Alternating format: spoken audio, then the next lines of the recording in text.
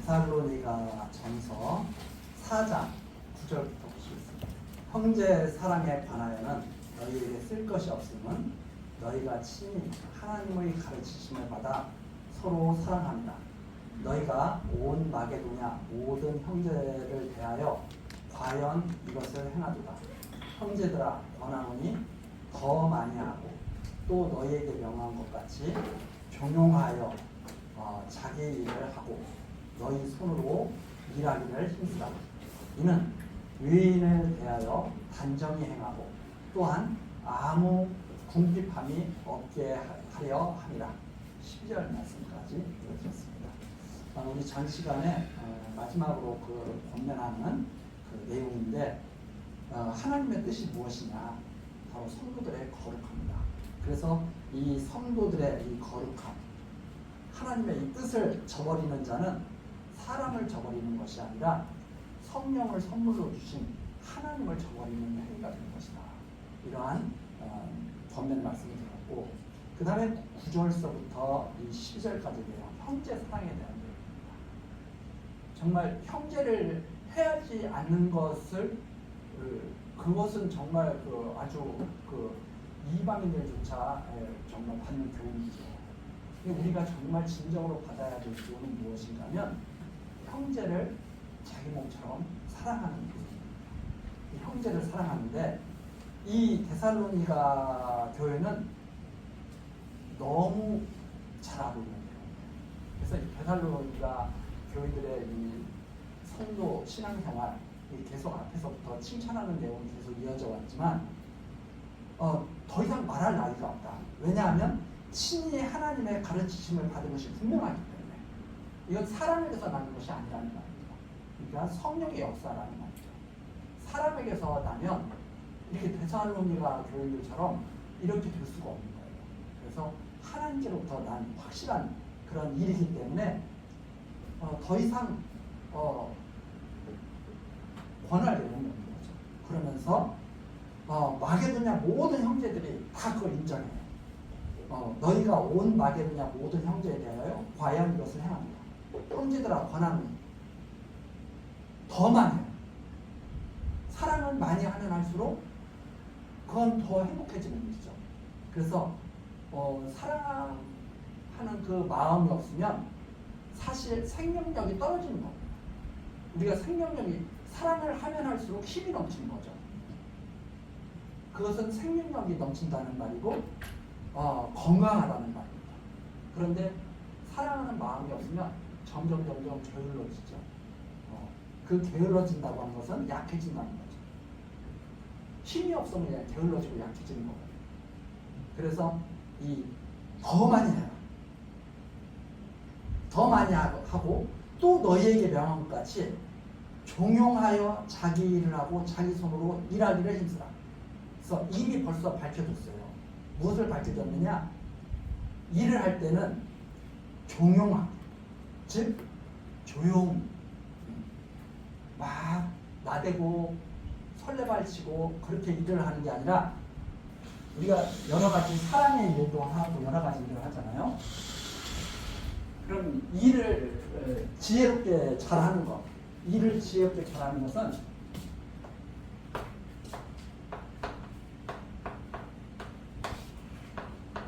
종용, 여기는 종용이 이렇게 있죠. 종용하라는 것은 아주 조용히, 그리고 자기 일을 해라.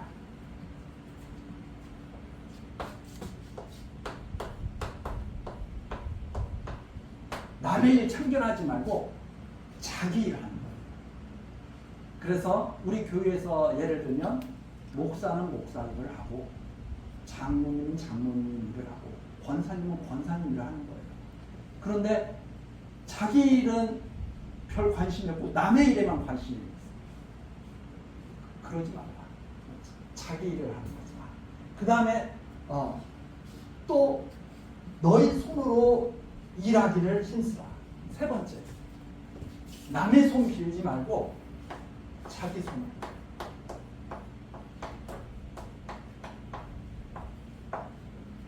조용하게. 이것이 바로 질서.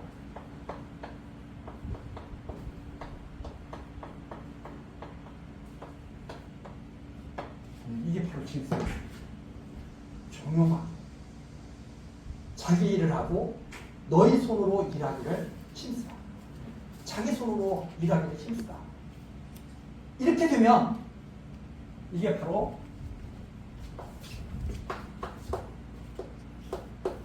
단정한 삶이거든요.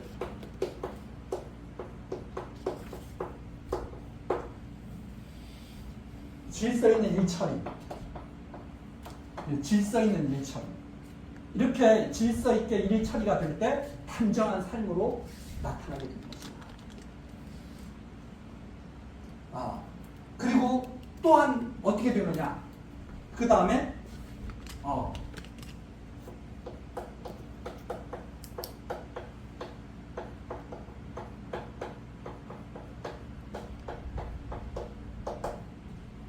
궁핍에서 벗어나는 삶이 될 것이다. 궁핍.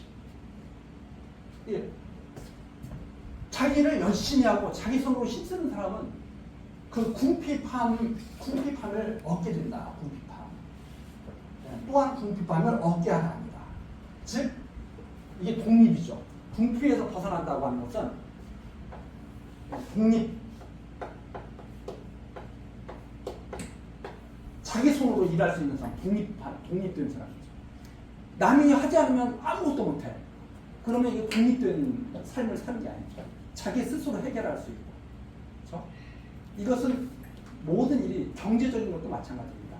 경제적인 것도 조용하게 자기 일을 열심히 하는 사람이 자기 삶을 꾸려나갈 수가 있는 거죠. 그러나 이런 것들을 통해서 다른 사람들도 인정하게 되는 거죠. 유인들조차도 저 사람은 참 사람이 됐네. 요즘에 전 세계적으로 일본도 그렇고 우리나라도 그렇고 참 문제가 되는 게 뭐냐면 젊은 사람들이 부모를 의지해서 끝까지 살아가려고 합니다. 젊은 사람들. 그래서 우리나라 지금 유행하는 그것이 이제 부모를 넘어서 이제 할아버지 할머니 찬스 이런 말들이 있잖아요. 그게 사실은 좋은 말들이야. 할아버지 할머니가 없으면 나는 뭐 잘 살 수 없어. 아버지 어머니가 없으면 나 잘 살 수 없어를 떠나서 이제는 넘어서서 이제 할아버지 할머니가 있어야 우리는 잘 살 수 있어. 독립을 못하는 거죠. 이건 그렇게 바람직한 일이 아니다. 다 각자 때가 되면 그렇잖아요. 이 자연도 마찬가지잖아요. 때가 되면 다 부모를 이렇게 어미를 떠나서 다 독립해서 다 자기가 다 살아가잖아요. 근데 사람은 그렇게 못한다. 그럼 뭔가 좀 잘못된 거죠. 자기 일을 자기 손으로 해요. 이걸 권합니다. 자, 그것이 바로 12절까지 내용입니다. 그래서 하나님을 믿는 성도들은 하나님 앞에서 각자 살아가는 거. 이게 이제 올바른 모습이죠. 하나님 앞에서 각자 사는 거예요. 그 다음에 이제 13절서부터 18절까지 내용은 이제 마지막 때 주님의 재림과 부활에 대한, 죽은 사람들의 부활에 대한 그런 내용입니다. 자, 13절 형제들아, 자는 자들에 관하여는 너희가 알지 못하면 우리가 원치 아니하노니. 이게 이제 데살로니가 교인들이 잘 몰라서 이렇게 좀 더 알고 싶었던 내용이었던 것 같아요. 그래서 이 디모데를 통해서 아마 이렇게 좀 전해진 것 같은데, 이런 거죠. 자는 자들, 즉 죽은 사람들에 관하여는 너희가 알지 못하면 우리가 원치 아니하니. 즉 무슨 내용입니까? 죽은 사람들에게 어떤 일이 일어나는 것인가. 사람들은 다 누구나 죽잖아요, 지금. 그러면 죽으면은 그게 끝인가?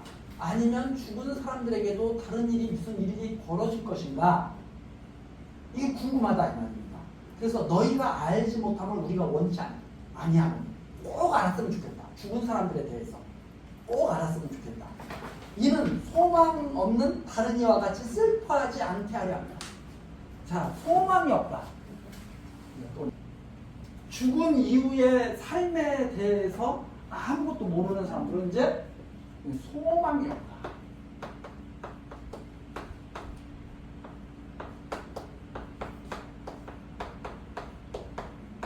이 소망이 없는 사람은 죽음이 끝이라고 생각하는 사람이에요.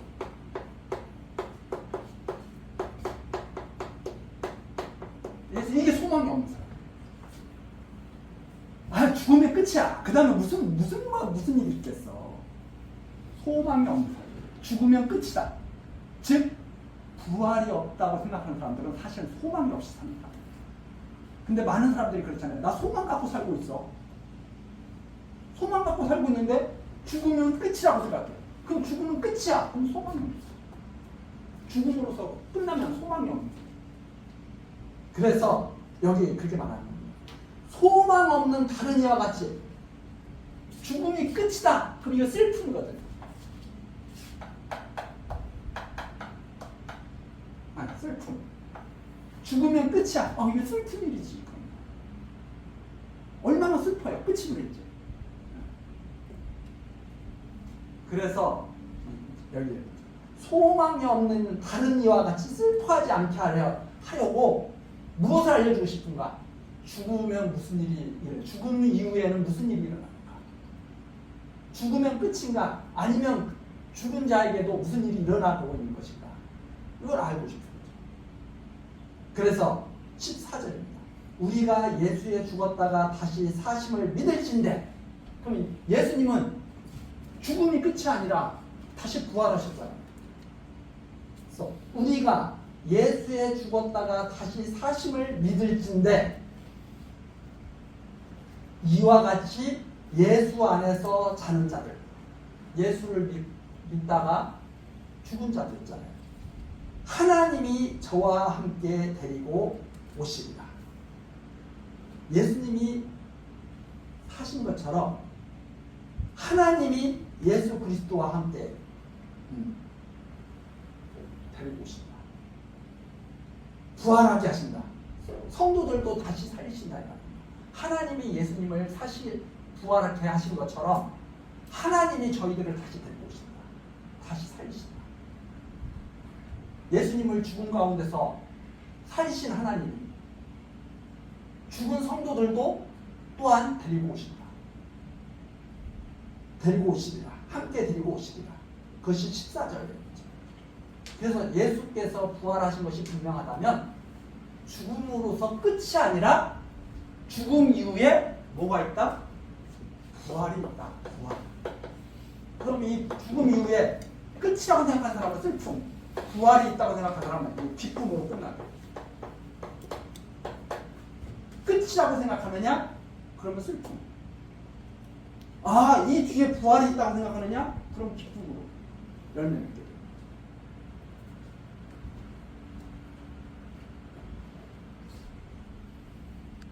자, 그것이 바로 14절 말씀이고요. 그렇기 때문에 이제 우리 이 성도들은 이런 분별을 잘해야 된다. 이게 바로 분별입니다.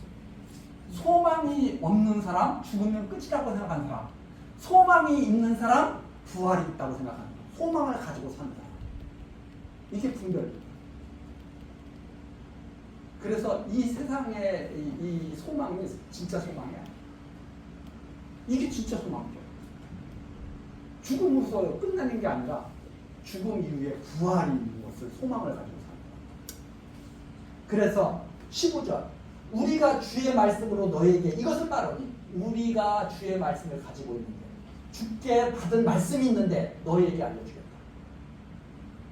즉 주 강림하실 때까지 우리 살아남아 있는 자도 자는 자보다 결단코 앞서지 못한다.